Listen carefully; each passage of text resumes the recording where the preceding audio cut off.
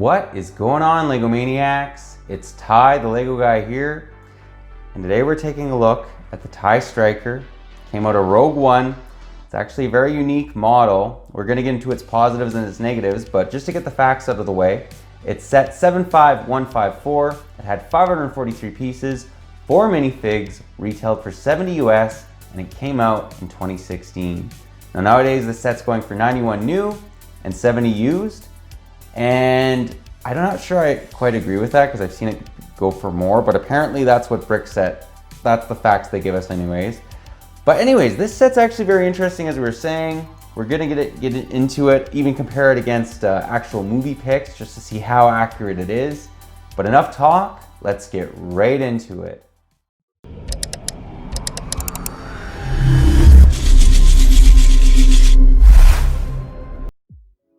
And to start us off, we'll begin by taking a look at the box. So I absolutely love the artwork on this. As you can see, this is the end of Rogue One where everything goes nuts and they're trying to get the Death Star plans. Just the landscape looks fantastic with the forest in the background, or the beach I should say, along with all the explosions. It just looks really good. As you can see in the background here, they even have some more TIE Strikers. And then in the bottom left corner, they show you all the minifigs. Yeah, I just think that this artwork really captures it. On the top right corner, we have the Death Troopers. They just look phenomenal as well, along with those TIE Fighters. I love the artwork on this box, in case that's not coming through.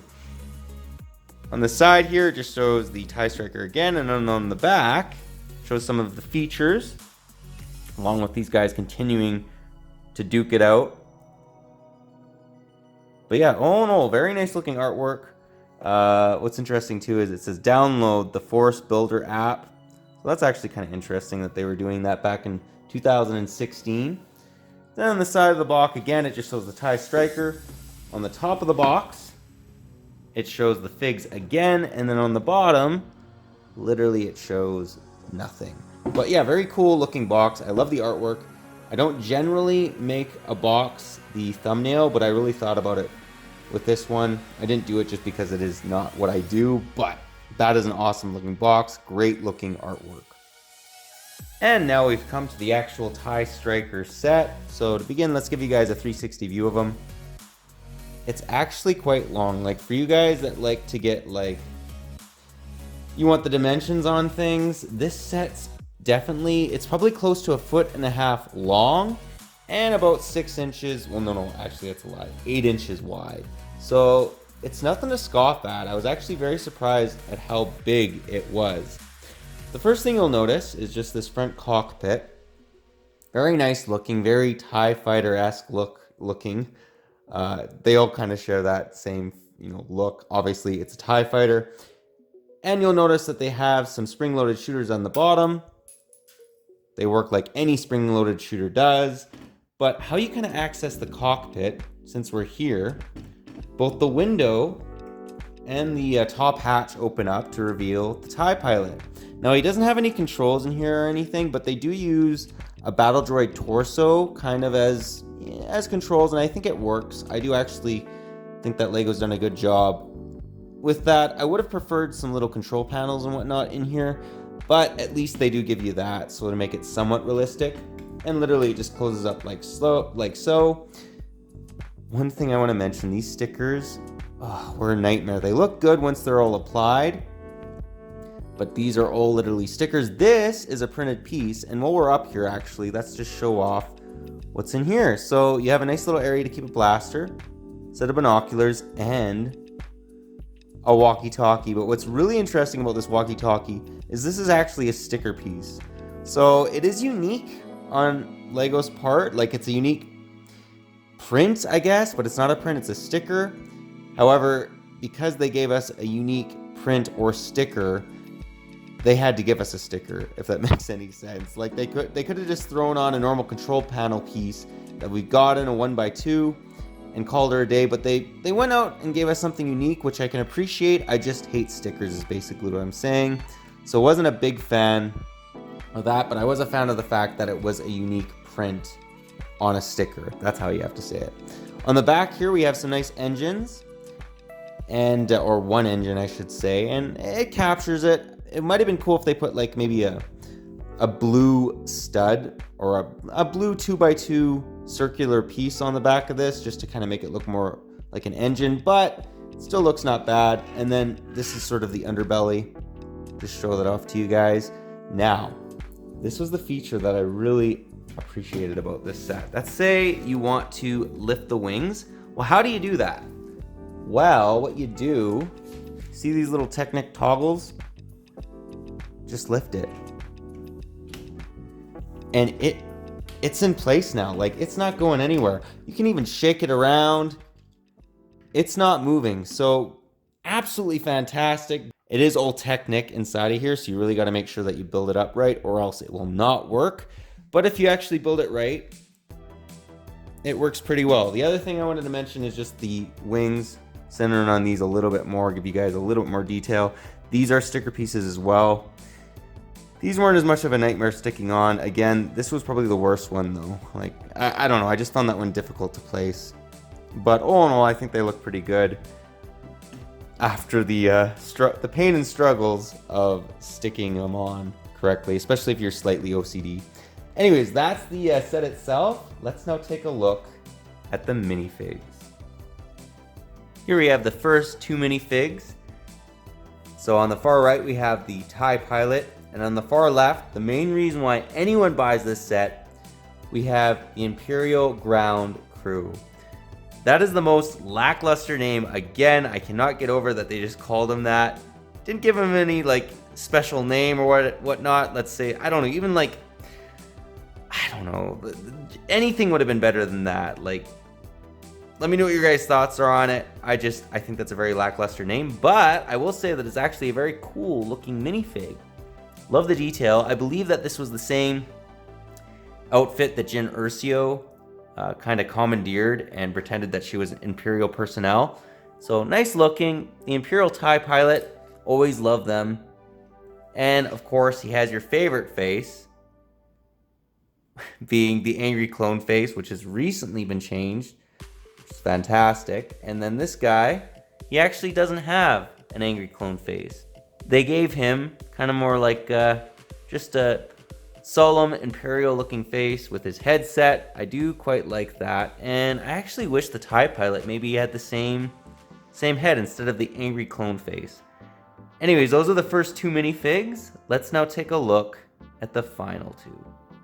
And here they are. So we get a Rebel soldier, and we get one of those awesome shore troopers. I'd love to have an army just of these guys. In fact, Lego should give us a battle pack of shore troopers. Let me know what your guys' thoughts are on that. I think that would be actually a great battle pack idea, especially considering how popular Rogue One is.